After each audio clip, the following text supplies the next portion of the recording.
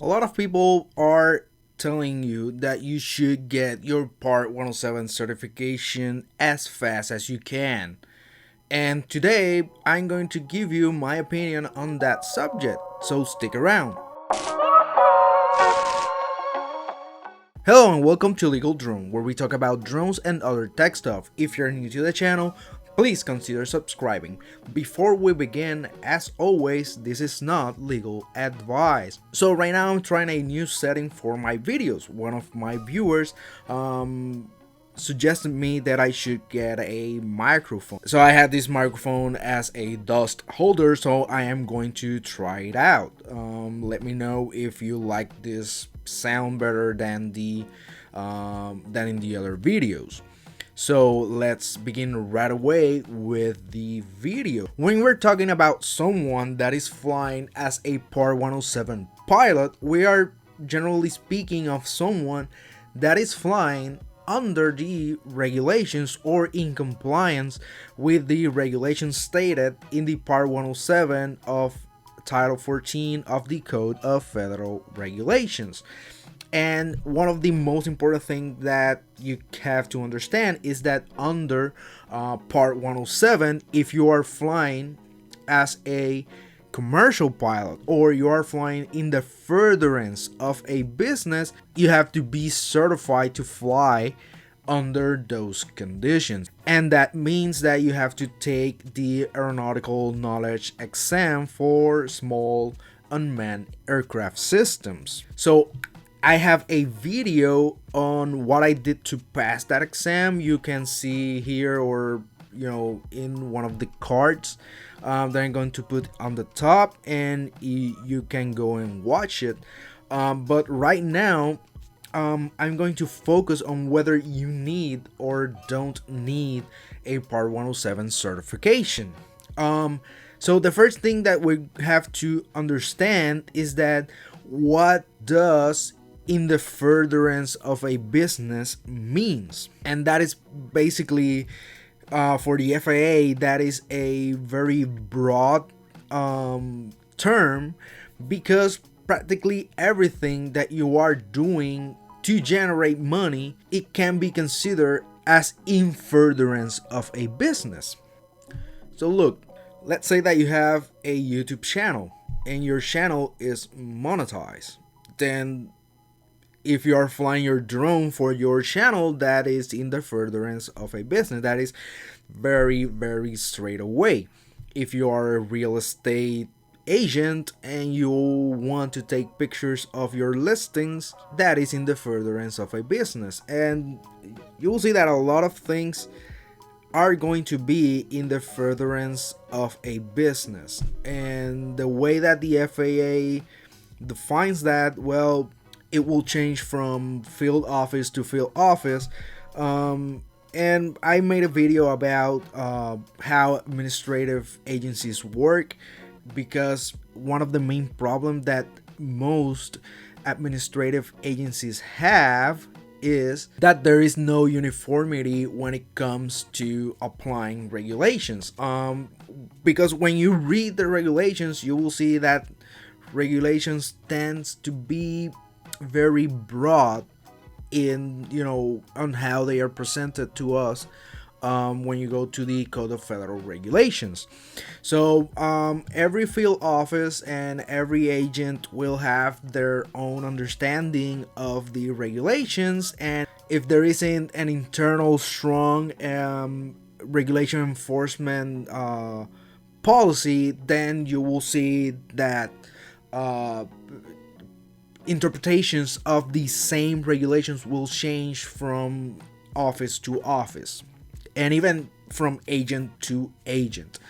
And as lawyers, we have those kind of problems, because when we go to federal court, normally we know what's going to happen, because there's a lot of uniformity because of the precedent doctrine, but when it comes to administrative agencies, we don't have that in particular, and that can become very problematic for lawyers. And when it comes to drones and the FAA, it can become very problematic for the drone users, because we're talking here about a very regulated administrative agency that used to work with people that was doing this for commercial purposes. We were talking about commercial airline pilots with a lot of training, airlines, private pilots of manned aircraft require a lot of training, a lot of hours of supervised flight. So now that's a problem for us and for the FAA, because now they have to work with untrained people that are flying drones for hobby. They are trying to regulate drones as if they were a commercial manned aircraft. So the thing is that if you are doing this in the furtherance of a business, of your planning on to, then of course you will need a Part 107 certification. But the question is, what if you are doing this as the recreational exemption flyer? Because the recreational exemption exempts you from the Part 107 requirements, every one of them. So you will see that registration is in another section of the regulations. So the main reason is that you're not flying in the furtherance of a business, you're flying under a recreational exemption, so you don't have to follow, so you don't need to have a certification to fly, so you can do it as a hobby.